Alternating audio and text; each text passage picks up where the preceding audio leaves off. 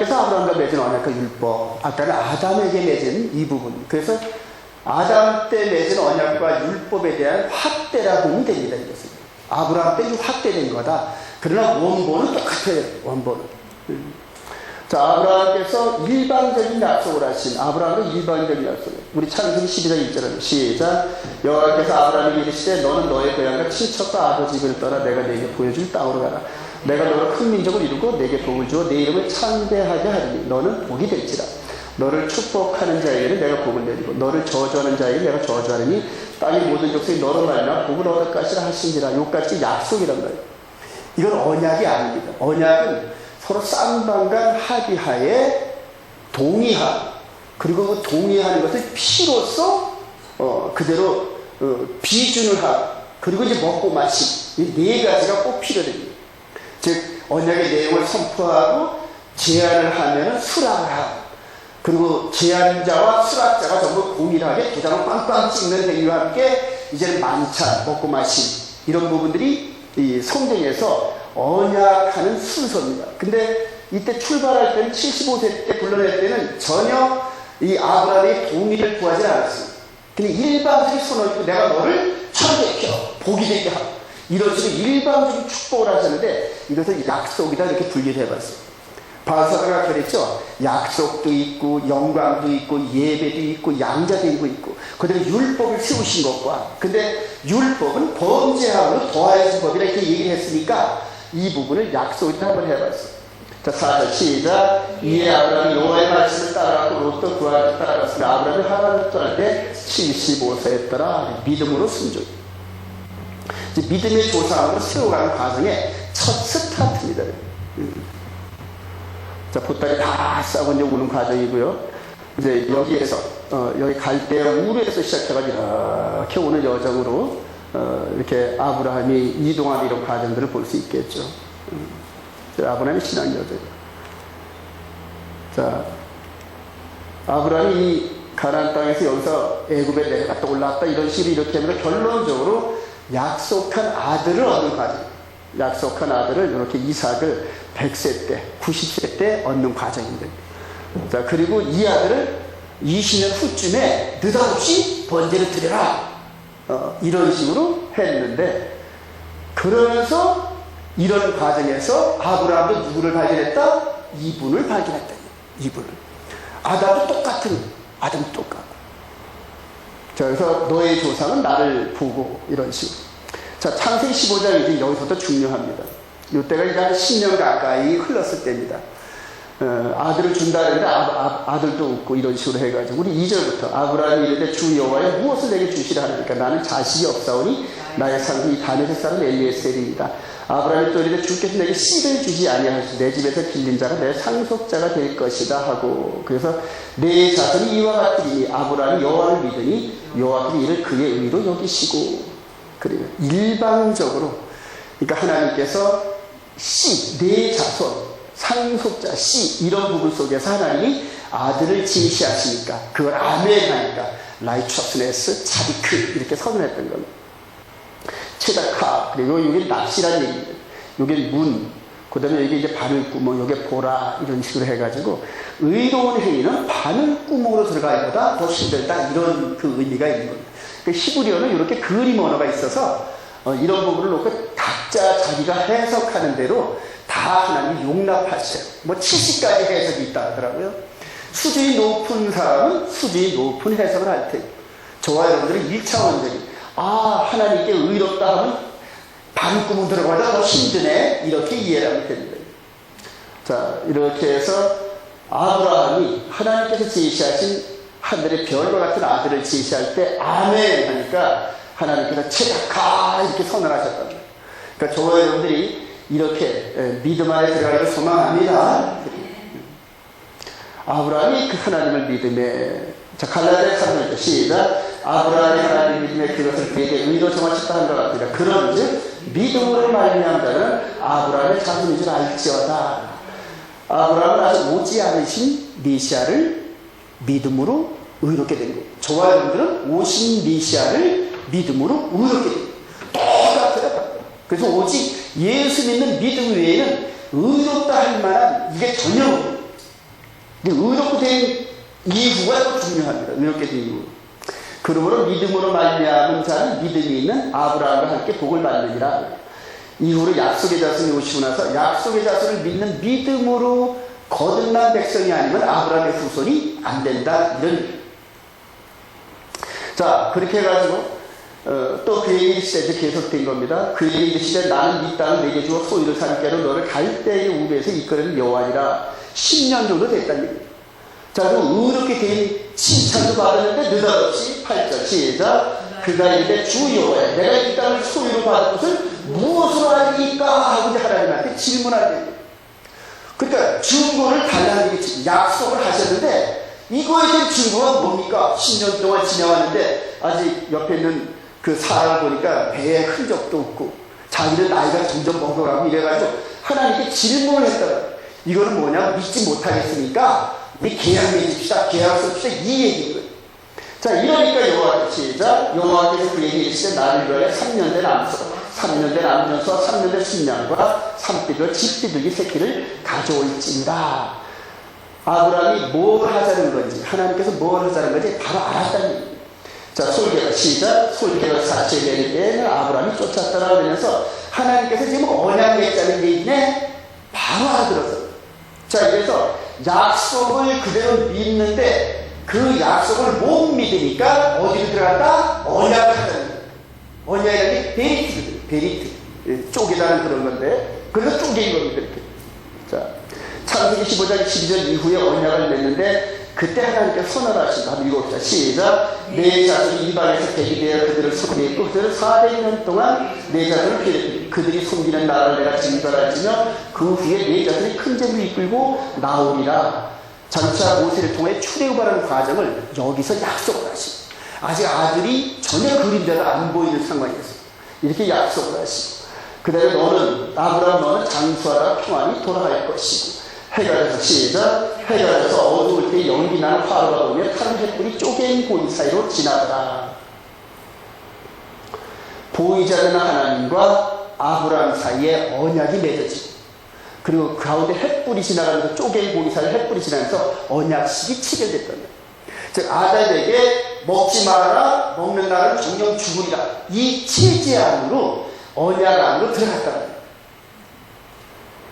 자, 그리고 나서 15절 18절 그날의 여호와께서 아브라함과 더불어 언약을 맺어 이르시되 그래서 땅을 또 약속하시고 자손을 약속하시고 이런 언약들이 맺어집니다. 자, 이 언약이라는 이 히브리 단어가 베리트인데 언약, 계약, 협정인데 바알가 아들이라는 뜻입니다. 아들인데 아들의 손을 십자가에 매단다 이런 뜻이 베리트라는 거예요. 그러니까 하나님께서 언약을 맺으실 때는 이럴 때 하나님께서 내어줄 만한 물건이 준비되어 있어요. 그리고 그것을 어기는 사람도 그만한 대가를 치를 준비가 되어져야 된다는 거예요. 그러니까 아들, 즉 언약, 베리트가 누구를 지향했다? 이 아브라함은 짐승을 준비했지만 하나님께서는 이분을 준비하셨다. 물론 아담한테도 이분을 준비하셨지만 그러나 아브라함에게 더욱더 확대된 약속, 더 확실한 약속을 이어져간다 그런 얘기입니다. 자, 아들을 베리트로 해서 십자가를 내요. 아브라함은 이 부분 속에서 의롭게 됐다는 하늘을 바라보면서 이분을 슬쩍 봤지만 또 약속을 통해서 이분을 보고 그리고 이제 앞으로 더 확실함 속에서 이제 이분을 바라보게 됩니다. 자, 언약이 끝나고 난 뒤에 창세기 16장 들었으면서부터 아브라함이 사레의 말을 들으니라. 바가지 읽었죠? 그리고 이 하갈을 통하여 그대로 아들을 만들자 이런 식으로 바가지 팍팍 끌었더니 아브라함이 그 말을 듣고 자 이런 식으로 해서 아들을 낳았습니다. 여러분 요 하갈 요 밑에 요건 누굴까요? 사라를 째려보는 거예요. 둘이서 좋아하고 있으니까 째려보는데 이런 거는 여자들이 잘 알거든요. 사라의 말을 따라서 하갈을 통하여 미스마 앓고 기뻐하는 아브라함과 질투하는 사라. 그래요. 이 가정이 깨졌죠. 아들을 얻었는데 육신의 아들을 얻으면서 영적으로는 아브라함과 사라가 달라졌단 말이에요. 이게 어디서 먼저 나올까요? 바로 여기하고 똑같다. 아담과 함께 하와의 관계가 에덴 동산에 이루어졌는데 여자의 말을 듣고 선악과를 먹은 이 이방인이 그대로 나타나죠. 그러고 나니까 이렇게 하나님과 멀리 떨어지는 이런 과정이 나타나면서 아브라함과 사라의 관계가 이렇다는 얘기입니다. 그래서 이 부분을 나중에 이제 바울사도 여자를 시작, 여자를 일체 순종으로 조용히 배우라, 여자가 가르치는 것과 남자를 추구하는 것을 허락하지 않으니 오직 조용할지라. 이는 아담이 먼저 지음받고 하와가 그 후에 아담이 속은 것이 아니고 여자가 속아 죄에 빠졌습니다. 그러나 여자들이 만일 정숙함으로써 믿음과 사랑과 거룩함에 거하는 그의 해산함으로 구원을 얻으리라. 이런 식으로 남자의 역할과 여자의 역할에서 영적인 부분을 얘기를 해놓습니다. 자, 이렇게 해서 여기에서 이렇게 인간적인 방법으로 육신의 아들을 낳고 육신적인 기쁨에 젖어 있는 이 아브라함과 하나님과 사이에 13년 동안 교제가 끊어집니다. 이때가 86세 때 이스마엘을 얻죠. 그리고 17장 1절에 한번 읽어봅시다. 시작. 아브라함이 99세 때에 여호와께서 아브라함에게 나타나 그에게 이르시되 너는 전능한 하나님 너는 내 앞에서 행하여 완전하라. 그러면서 언약을 헷불 언약에 맺은 이 부분을 상기시킵니다. 내가 내 언약을 너와 나 사이에 두고 너를 크게 번성하리라 하시니 아브라함이 엎드렸더니. 자, 이런 식으로 해서 여기 분위기가 어떨까요? 지금 여기서 나타나는 이 분위기가 아브라함이 낙장을 지금 하나님께서 13년 만에 나타나셔가지고 칭찬하는 겁니까? 책망하는 겁니까? 책망하잖아요. 네가 나와 함께 맺은 언약을 믿지 않고 육신적인 방법으로 하나를 통하여 아들을 얻었는데 그건 내가 약속한 아들이 아니야. 이런 식으로 해서 책망을 하신 겁니다. 그러니까 책망의 분위기를 깨달으니까 아브라함이 그냥 칠보기처럼 납작 죽을 죄를 졌습니다. 그러면서 그럼에도 불구하고 다시 언약에 대한 이런 부분들을 지금 말씀을 하시는데 첫 번에 헷불 언약을 통하여서 그 언약을 어긴 대가를 지불해야 된단 말이에요. 그렇죠. 잘못한 걸 하나님께서 그냥 넘어가면 하나님이 아니시란 말이에요. 두리뭉실하면 안 되죠. 그래서 범죄함으로 즉 하나님과 아브라함 사이에 헷불 언약을 맺었는데 그 안에 쪼개진 짐승 사이를 지나가서 언약을 맺었는데 그 언약을 불신함으로 말미암아 이제는 범죄함으로 율법에 끌려 들어가는 아브라함 이렇게 표현을 해봤어요. 공은 공이고 사는 사람이. 자, 그러면서 이제 여기서 이렇게 했던 이런 부분들은 이제 아담과 똑같은 부분으로 이제 들어가는 것을 표현한 겁니다.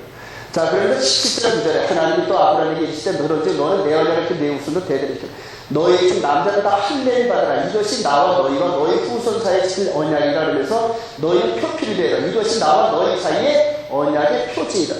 육신의 할례는 언약 자체가 아니라 언약을 받았다는 표징이라는. 그리고 피가 들려요. 피가.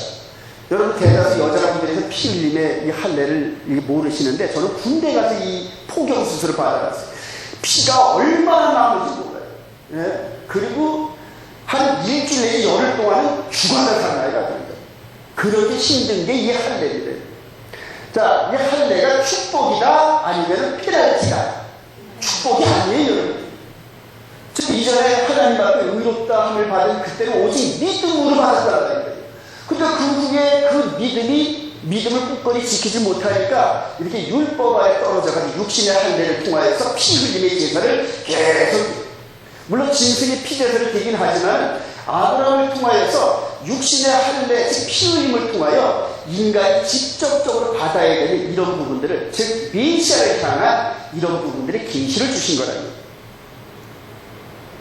이에 내 언약이 너희 사례에서 영원한 표적이 되리오니와. 그래요. 자, 그러면서 아브라함이 이 할례 계시를 받으면서 이제 할례 장면이 나옵니다. 이게 이제 이스라엘 백성들의 할례하는 걸 제가 따오는데 8일 만에, 난지 8일 만에 아버지 손에 이끌려가지고 랍비 손에 이렇게 임게 됩니다. 자, 랍비 손에 이렇게 요 부분만 꺼내요. 자, 그리고 랍비가 이렇게 손을 잡고 칼로 표피를 잡고 잘라내버립니다. 칼을 손을 대니다. 자, 그리고 잘라낸 요 표피, 이 표피를 이렇게 보여준 겁니다. 자, 그리고 나서 잘려지면서 속에 이렇게 티 나오니까 포도주를 이렇게 발라. 그러니까 난지 8일 만이니까 얘는 이게 무슨 의미인지도 모르고 태어나면서 저절로 받은 거예요. 그러니까 자기가 무슨 죄값을 치르는지 이런 것도 전혀 모르는 상태에서 아브라함이 육신의 후손된 그 덕에 난지 8일 만에 무조건 할례를 받았어요. 이후로 이방인들도 아브라함의 울타리에 들어오려면 다 할례를 받아요. 할례를 받아요. 창세기 17장 23절 이후에 그날에 아브라함과 그 아들 이스마엘이 할례를 받았고 그 집의 모든 남자고 집에서 태어난 자와 돈으로 이방 사람의 사온 자가 다 그와 함께 할례를 받았더라. 그래서 구별된 육신적으로 구별된 표를 가진 그런 민족이 됩니다. 자, 아브라함 후손들이 행하는 육신의 할례와 그리스도의 할례 이제 이렇게 그림으로 보여주십니다. 자, 이렇게 끌려왔던 자신도 모르게끔 아버지 손에 이끌려서 랍비 손에 이끌려온 이 부분과 이렇게 끌려가신 아버지의 뜻을 따라서 십자가를 매려고 끌려가시는 우리 주님. 자, 그리고 이렇게 십자가를 매달려서 죽음 직전까지 가시는 이런 부분들. 이게 지금 칼을 대는 부분하고 똑같죠. 잘려서 번임을 당했다. 이게 지금 무덤에 장사되는 거예요. 이게 6월절에 이렇게 죽으시고 무교절날 장사되시고 이렇게 세 것이 나온 것처럼 이렇게 육신적 부활. 그래서 바울사도는 이걸 그리스도의 할례 몸의 부활이다. 좀 이걸 바울사도가 이렇게 얼마나 많이 했을까요? 할례. 왜냐면 랍비니까 그대로 난지 8일 만에 유명한 랍비한테 할례식을 하겠다 해가지고 할례를 많이 해줬을 겁니다. 이 부분 속에서 자기가 할례했던 이런 부분들과 함께 우리 주님의 십자가의 죽으심과 장사된과 부활함을 이렇게 매칭을 시키는 겁니다. 자, 로마서 2장 25절 시작. 내가 율법을 행하는 할례가 유익하나 만약 율법을 보면 내 할례는 무익하리라. 그러므로 무할례가 율법의 규례를 지키면 그 무할례를 할례와 같이 여길 것이니라. 무릇 표면적 유대인이 유대인이 아니요 표면적 육신의 할례가 할례가 아니라 오직 이면적 유대인이 유대인이며 할례는 마음의 할증이 영에 있고 율법 조문에 있지 아니한 것이라 그 칭찬이 사람에게서가 아니요 다만 하나님께서. 마음의 할증이 그래. 마음에 하기 위해서 이분이 마음에 어떻게 하는지 보여주신 거라고 하는 거죠.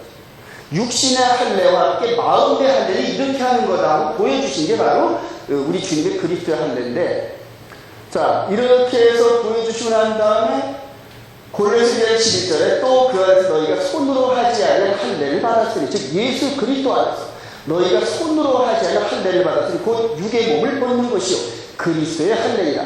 너희가 침례로 그리스도와 함께 장사되고 또 죽은 자들 가운데서 그를 일으키신 하나님의 역사를 믿음으로 말미암아 그 안에서 함께 일으키심을 받았느니라. 그리스도의 할례의 비밀에 대해서 지금 바울사도가 얘기하고 있습니다. 자, 육신의 할례와 그리스도의 할례. 전도를 받았어요. 예수 믿으세요. 그래요. 예수 믿고 끌려갑니다. 교회로. 그래요. 그리고 교회에서 우리가 죄인이라는 것을 깨닫고 고백하면서 이분과 함께 십자가에 죽으라 그러죠. 육신이 죽습니까? 영이 죽습니까? 영이 죽는 거란 말이에요. 영이. 그래요. 이거는 육신의 할례고 이거는 영의 할례. 자, 그리고 물에 들어가서 장사지냈다. 제가 그 침례를 주장한 이유가 우리 주님께서 하라는 대로 하는 거예요. 자, 그리고 다시 물 속에서 나오면서 거듭남, 즉 영적인 우리의 고백이 그대로 적용이 되는, 이게 바로 침례라는 거예요. 바울 사도가 얘기한 게 이거라는 거예요. 그러니까 하나님께서는 아브라함을 통하여 육신의 할례를 이렇게 주시고 이스라엘 백성들이 누가 오실 때까지, 이분이 오실 때까지 계속 행하게 하셨던 거라는 거예요. 그리고 이분이 오셔서 이걸 깨달으면서 이렇게 영적인 할례를 누가 깨달았다? 바울 사도가 깨달았다. 그러니까 이걸 깨달은 바울 사도가 이리 자기는 난지 8일 만에 할례를 받았어. 이방 지역에 가서 복음을 증거하는데 그때까지도 우리 주님이 오셨을 그때까지도 이스라엘 백성들로 들어오려면, 즉 이방인이 이스라엘 백성으로 들어오려면 반드시 뭘 해야 된다? 육신의 할례를 해야 된다. 근데 바울 사도가 이런 영적 비밀을 깨달으면서 이제는 육신의 할례 안 해도 이방인도 예수 믿었는데 할렐루야. 바로 이걸 주장했던 거야.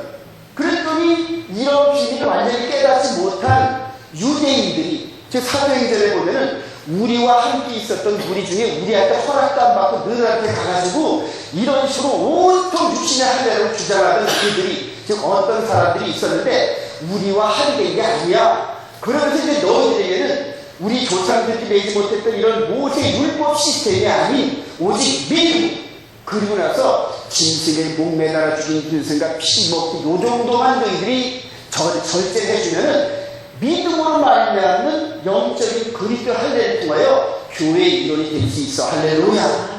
그리고 혈통적 이스라엘 백성들도 육신의 할례를 했지만 그냥 들어오는 게 아니라 반드시 그리스도의 할례를 해야 된다. 그러니까 이 혈통의 유대인들이 이 육신의 할례를 자랑하고 이방인들을 자랑하고 그랬는데 나무에 달려 죽은 이 사람을 메시아로 믿으려니까 믿음이 안 가는 거예요. 이런 나무에 달린 자는 다 전부 다 저주받은 건데, 그래서 이스라엘 백성들이 믿지 않고 이방인들이 그 전까지는 이 안에 들어가고 싶은데 육신의 할례 하나는지 짐승 제사 드려야지니까 꺼냈단 말이에요.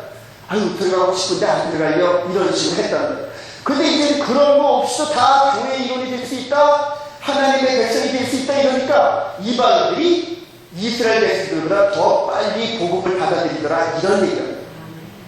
그리고 이런 논쟁이 초대교회의 논쟁이다.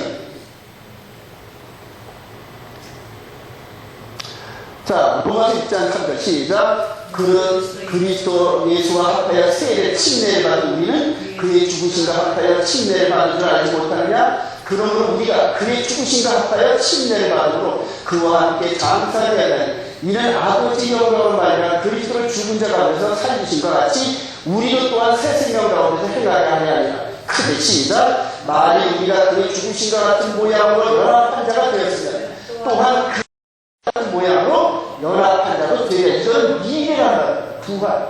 몸의 부활은 미래인데 우리가 영으로 이분과 함께 연합되어서 십자가에 매달려 함께 장사돼서 죄에 대해서 완전히 죽으면은 그 다음에는 부활이 보장되다. 할렐루야.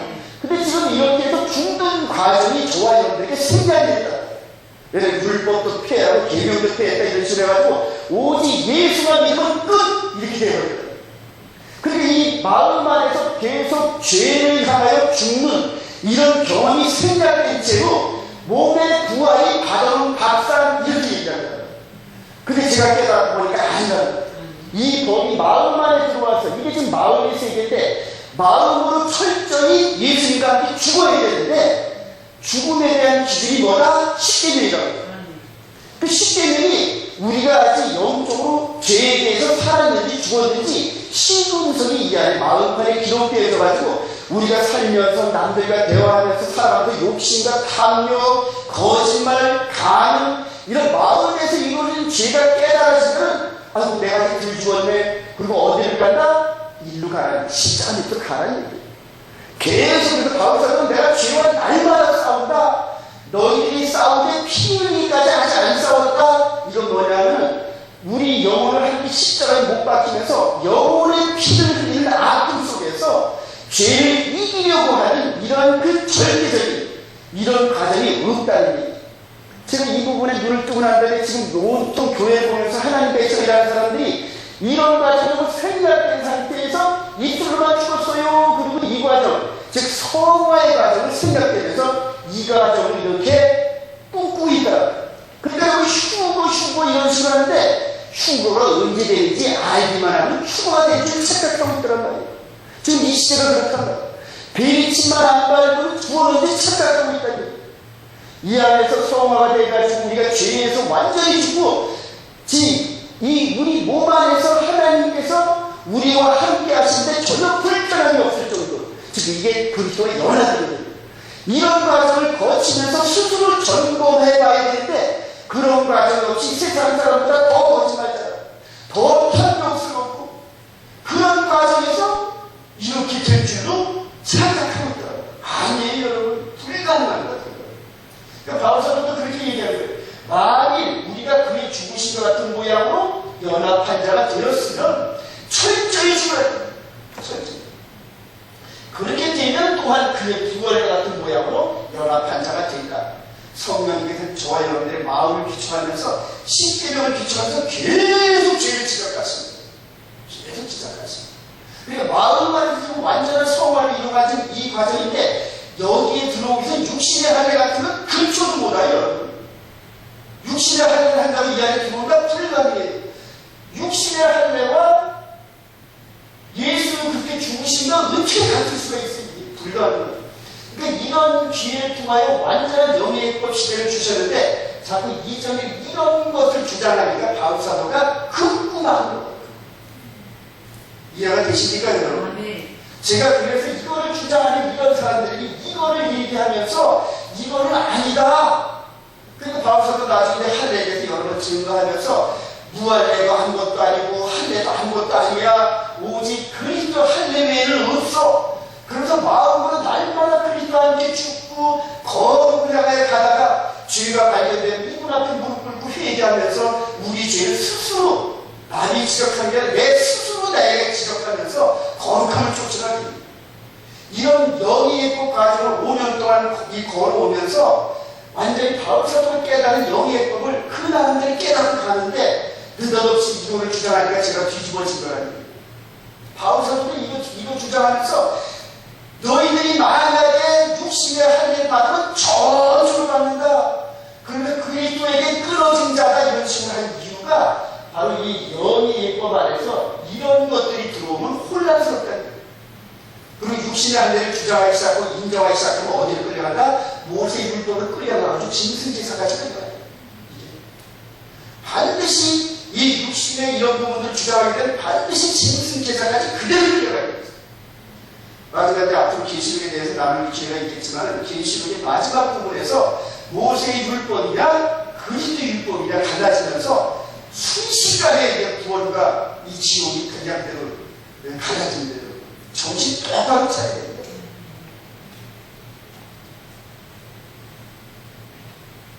예수를 그리스도를 믿는 믿음과 마음의 할례 함께 죽고 함께 잠들고 함께 부어라.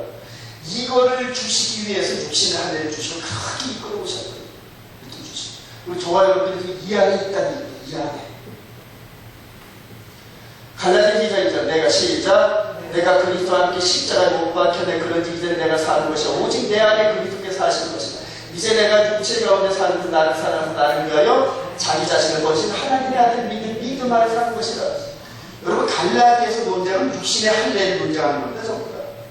그러니까 육신의 할례 대신 나는 그리스도와 함께 죽었다. 그리스도의 할례를 받은 나다. 왜냐하면 바울 사도는 이미 할례를 받고 자랑스러운 히브리 민족인데 얼마든지 눈 감고 할 수도 있어요. 육신의 할례 적다니. 근데 내가 말해 육신의 할례를 인정했다면 어찌 유대인이 나한테 돈을 던졌겠느냐? 왜 그가 이렇게 육신의 할례를 생명으로 말하느냐? 영예법인 그리스도의 할례가 너무너무 귀중하다. 이 안에 그리스도 할례 외에 다른 게 조금이라도 이물질이 끼면 이렇게 유리컵을 만들고 난 다음에 이 안에 이물질이 끼면 아니고 이물질 끼면 뭐 어떻게 합니까? 던져서 깨트려버려요. 저와 여러분들이 이 영혼의 그릇이 이 유리장이 비어질 게 아니에요. 그리스도의 보혈로서 우리를 사시고 하나님의 영으로서 우리가 연합을 하는데 요만한 팁이 있으면 안 돼요. 그러니까 바울 사도가 온몸과 영이 그리스도 오실 때 흠없고 티나 주름 잡힌 게 없어야 된다고 우리 영혼의 그릇을 향하여 계속 줘. 그래서 우리가 이 기준 대신 십계명을 마음에 품고 내 마음을 비춰보면서 이렇게 내 마음을 비춰보면 그렇게 비춰본다. 근데 첫 번째 계명부터 비춰보면서 마지막 탐내지 말라는 이 법을 내 마음 안에 스스로 비춰보면서 내 결정을 스스로 찾는다. 그 성령이 이렇게 불빛이 비춰있는 것들에게 그릇 볼 때 불빛이 이렇게 비춰보듯이 내 마음 안에 그것을 성령이 비춰주면 쭉 비춰본다. 그리고 그 안에 전촉된 게 있으면 성령이 찌릿찌릿하게 하십니다. 그러니까 하나님 앞에 거짓말한 거나 사람한테 거짓말한 거나 내가 성령의 인도함 따라 뭔가 잘못 행동하게 있으면 성령이 비추는 찌릿찌릿하게 하신다. 그러니까 그날 저녁마다 깨달고 무릎 꿇고 회개하면서 그러니까 특별히 강대상에 설교를 올라갈 때는 이 안에 비춰진 게 조금이라도 틈이 있는 게 보이면은 올라가서 설교를 못할 정도로 그렇게 내리는 것이 얼마나 더 거룩하게 하게 하시는지 몰라요. 그러니까 비록 죄는 짓지만은 그러나 무릎 꿇고 회개하면서 같은 죄를 반복해서 안 짓는다. 그런 식으로 우리 삶의 여정을 이끌어가면서 우리 주님 오실 때까지 저와 여러분들이 육신의 삶이 마감될 때까지 계속 주님께 이끌어가시는 게 이게 성화의 과정입니다. 그러니까 성화가 되면 영화가 보장되고 할렐루야. 바로 그건 그런 법을 깨달으면서 예전에 있는 칼빈주의 예종론이 이런 것들 정말 쓰레기통에 다 들어가요. 아무것도 아니라. 갈라디아서 10장 시작. 그러나 내게는 우리 주 예수 그리스도의 십자가 외에 결코 자랑할 것이 없나니 그리스도로 말미암아 세상에 나를 위해 십자가 못 박힌 내가 또한 세상을 내야. 그러나 십자가가 전부 다 그리스도의 하나예요. 그리스도의 하나. 근데 세상 사람들이 지금 이런 교회에 있는 사람들이 십자가인데 이게 뭔 의미인지 몰라. 그리스도의 할례라는 의미도 모르고 이전에 있었던 모세 율법 안에서 육신의 할례도 이스라엘 백성들이 지었는데 이제 그 누구든지 그리스도의 할례 외에는 하나님 나라의 입구에 들어가지를 못한다. 예전에 육신의 할례를 안 한 자들은 이방이라 해가지고 이방인의 뜻밖에 못 가잖아요. 이 성전에 하나님을 못 만났단 말이야. 이방인들. 마찬가지지. 그래서 혈통적 지금 유대인들도 예수를 안 믿으면 절대 구원이 없단 말이에요. 근데 지금 유대인들은 유대인 나름대로 자기들은 그런 믿음을 갖고 구원을 얻는데 이런 식으로 강요하는 거야. 저번에 보니까 누구니까 그 저기 누구지 그때? 슐라님. 네? 슐라님. 요셉 슐라. 그러니까 그걸 누가 이제 질문을 했더니 이방에 대한 구원에 대해서 여러분들이 신경 쓸 거고 딱 이런 식으로 아주 고압 자세로 그렇게 대답을 하더라고요. 내가 생각할 때 유대인들도 예수 안 믿으면 불가능해요. 하나님의 법은 말씀대로 그대로 적용돼요. 그대로 적용돼요. 자, 육신의 할례와 그리스도의 할례 여러분 강조했어요. 자, 아까 보셨죠? 이렇게 요 잘리는 요 칼 아프게 그냥 잘려야 되죠. 이렇게 버림받 여기서 하나님이 어찌하여 나를 버리시나요? 필요 없는 거는 버려지. 이거 전부 다 이스라엘의 랍비들은 자주형을 행해가지고 이분이 오시면은 금방 맺히는 깨달아요. 니고데모 같은 경우도 네가 선생인데 거듭남의 비밀을 아직 모른단 말이냐? 이런 식으로 책망한 이유들이 이런 식으로 이런 그리스도의 영적 이부분을 계속해서 이스라엘 백성들에게 보내주십니다. 그리고 새살이고 새로운 살이고 그리고 거듭나면서 이전 것을 지나갔으니 보라 새 것이다. 이런 부분들이 전부 그 얘기들이에요. 6장부터 다시 한번 시작. 만일 우리가 그의 죽으신 것 같은 모양으로 연합한 자가 되었습니다. 또한 그의 부활 같은 모양으로 연합한 이런 부분들을 지금 바울 사도는 계속 서신서에 계속 강조합니다. 너희들이 마음이 우리 주님과 함께 가닥두매라. 이전 죄와 허물로 죽었던 너희를 살리셨다. 이런 것들이 전부 다 이전에 이렇게 이전 모습으로 살고 있었던 것들을 계속 강조하는 거예요. 그리고 이런 부분들을 밑바탕에 깨닫고 나면 그 다음부터 서신서가 저절로 읽혀져요. 서신서가 나도 똑같은 얘기를 하는데 그 서신서를 이용 안 하는 제가 바울 사도가 왜 그런 말을 했는지 이런 부분에서 신부님 토라를 통해서 거의 깨달아지더라고요. 거의. 할렐루야. 자, 할렐루야. 아브라함이 받은 여호와의 도움이요. 18절 16절 이하에 19절 말입니다. 시작. 내가 그 자식으로 번성의 명하여 여호와의 도움을 지켜 의와 공도를 행하여 그를 택하였네. 이는 나 여호와가 아브라함에 대하여 말한 일을 이루려 함이라. 아브라함에게 주신 약속, 이 축복이 여호와의 도를 지켜서 의와 공도의 삶을 사는 자에게 주어진다 이거예요. 그냥 약속했다고 주어진 게 아니에요. 약속한 것을 받을 만한 그릇으로 만들어 놓고 주신다는 얘기예요. 그러니까 저와 여러분도 지금 그리스도 안에서의 영원한 축복이 이런 부분으로 만들어 가신다는 거죠. 만들어 가신다. 그러니까 이렇게 영적인 고난도 받고 고뇌도 하고 고민도 하고 이런 거 거기 있는 거예요. 이삭시대에서는 여호와의 도 26장 우리 4절에 시작. 내 자손을 하늘의 별같이 변성케 하는 이 모든 땅을 내 전에 주니 내 자손을 인하여 천하만을 이루었노라. 이는 아브라함이 내 말을 순종하고 내 명령과 내 계명과 내 율례를 내 법도를 지켰으니까 네 가지로 분류하는 여호와의 도. 여기 히브리 말하고 후카, 미스파트, 미치와 토라 이런 식으로 분류가 돼요. 그러니까 토라가 여기서 내 법도 여기 율례는 후카 그 다음에 여기서 명령과 내 계명은 미치파티, 미치와 이런 식으로 세분을 시킵니다. 근데 이것들을 세분하는데 나는 잘 모르겠어요. 뭐가 미치와 뭐가 토라인지 잘 모르겠어요. 근데 이것을 통칭으로 토라 이렇게 얘기해요. 근데 토라가 영원한 진리니까 지금 이때도 같이 와야 된다 그러면서 모세에게 주어진 육신의 한데 진술에서 이것도 토라에 들었으니까 변하면 안 돼. 그리고 믿음의 시대를 끌고 온다. 근데 그걸 끌고 오는데 워낙 저항이 심하니까 그때마다 자꾸 말을 바꾸면서 자꾸 이 말을 바꿔가지고 이런 식으로. 왜냐면 기준이 앉아 있으니까 기준이. 여러분 이런 이런 부분에서 이 밑바탕의 기준을 알게 되면 그 다음에 마귀가 하나님의 말씀이 우리 마음판에 기록되어진 토라를 바꾸려고 할 때 금방금방 깨달아요. 지금 저와 여러분이 이 마음 안에도 그리스도의 토라가 들어가 있다는 거예요. 예수 그리스도와 함께 언약을 맺은 이것은 언약을 어겼을 때는 예수님의 고혈의 피로 율법 아래 떨어진 우리들 죄를 탕감하고 할렐루야, 이게 토라라는 거예요. 그러니까 모세의 토라가 그리스도의 토라로 바뀌는데 말씀도 바뀌어야 돼요.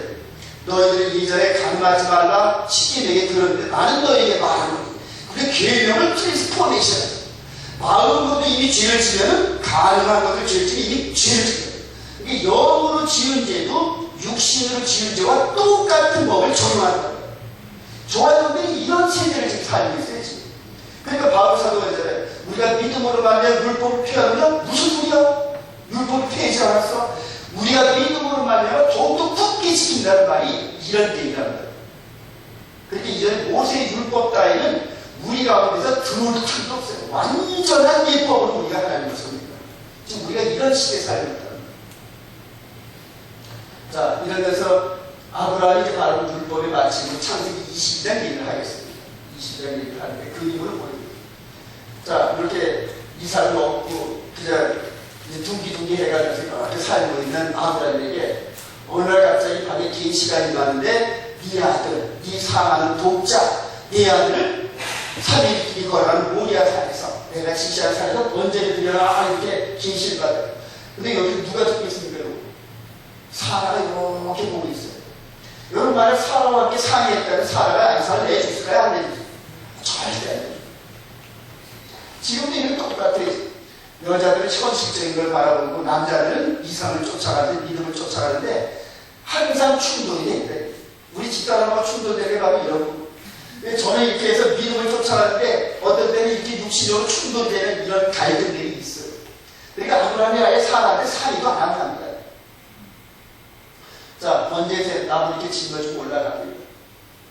자, 10절 이후로 이제 쭉 얘기해서 나오는데 이제 그림으로 야, 아들아, 네가 마치 인물이었더라. 이렇게 얘기하면서 이 아들을 번제대로 놓고 찔라고 하는데 갑자기 하늘에서 음성이 들려서 스톱! 내가 아까 보여주신 그림대로 여기에 달려있는 나무를 바라보면서 누구를 바라보게 된다? 이거를 바라봅니다. 이게 완전한 의라고. 이제 실질 아들 이삭이 번제로 드려질 뻔한 모습을 통하여 더 가까운 실체입니다. 40년 전에 하늘의 별과 같이 많게 하는 그때는 뿌리뭉실 초보자의 믿음이었는데 40년의 이 믿음의 여정을 통하여 아들까지도 번제를 드릴 만한 믿음과 함께 순종이 이루어졌을 때 이제 하나님께서 퍼펙트한 의다. 그리고 이제 내가 창세기 2장 이후에 하나님의 입이 벌어지면서 내가 내 후손 즉 이를 통하여 성문 대적의 성문도 내가 장악하게 하고 내가 너에게 한 약속이 다 이루어질 거야. 할렐루야.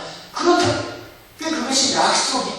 그 다음에 그 언약 과정에서 이렇게 실수를 거듭한 이 아브라함이 이 율법의 마침 계시는 이 꿈을 이 땅에 드러내는데 사용되어졌다. 할렐루야.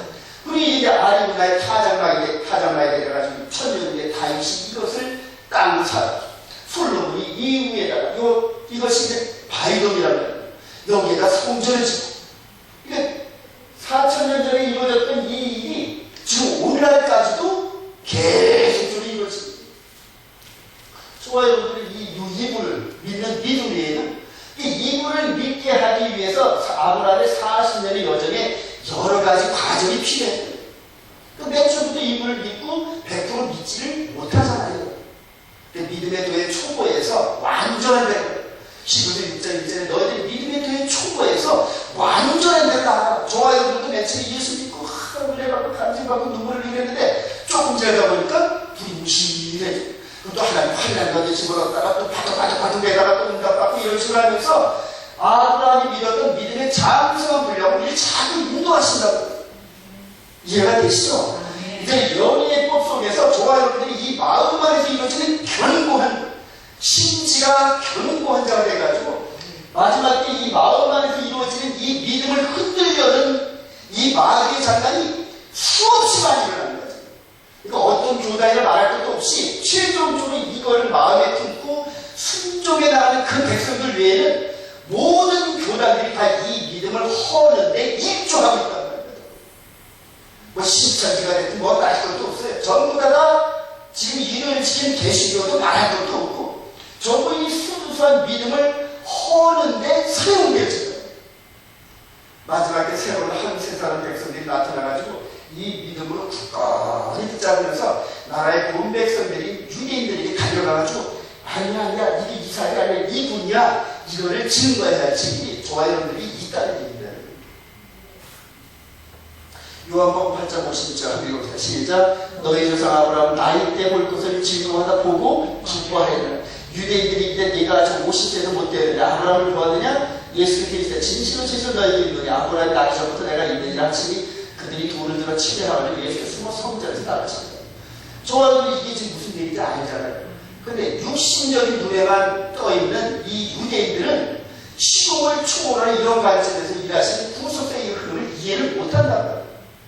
그러니까 영적인 개념에 영적인 비행을 통하여 아담 때도 갔다가 노아 때도 갔다가 이런 식으로 이 운행을 하는 예수 그리스도의 덧입고 운행을 하는 이런 영적 통찰력이 없으면 이분을 이해를 못해요. 범죄하고 율법 아래 놓인 아담과 그의 것은 아브라함. 이제 아담이 이제 이렇게 돼요. 이거는 믿음으로 이루어지는 완전한 속죄. 이거는 영적인 세계에서 이루어집니다. 영적인 세계에서. 율법 아래 떨어졌고 아브라함 그 다음에 아담이 이렇게 보고 아브라함이 이렇게 보면서 여기까지 깨달으면서 아담이 깨달은 것보다 더 큰 깨달음을 깨달은데 동일한 선상이 이분을 본 거예요. 이분이 이삭도 마찬가지예요. 야곱도 마찬가지예요. 그리고 모세를 통하여 이분이 이 땅에 오실 때까지 계속적으로 선택된 백성들은 이분을 바라보면서 이분이 이 땅에서 이루어진 일들을 향하여 달려가고 있는 거라고. 그리고 이 시부에서 이것을 요때까지가 육신의 예법이었고 이후는 계획의 때다 이런 식으로 얘기해가지고 말씀을 하시는 거예요. 11절 믿음은 바라는 것들의 실사며 보지 않는 것들의 증거니 선지들이 이로써 증거를 얻었느니라. 자, 아브라함이 바라본 예수와 이 부분을 아까 설명을 해드렸으니까요. 이 부분은 이제 여기로 끝나. 혹시 이 부분에서 질문이 있으면 질문 좀 하십시오.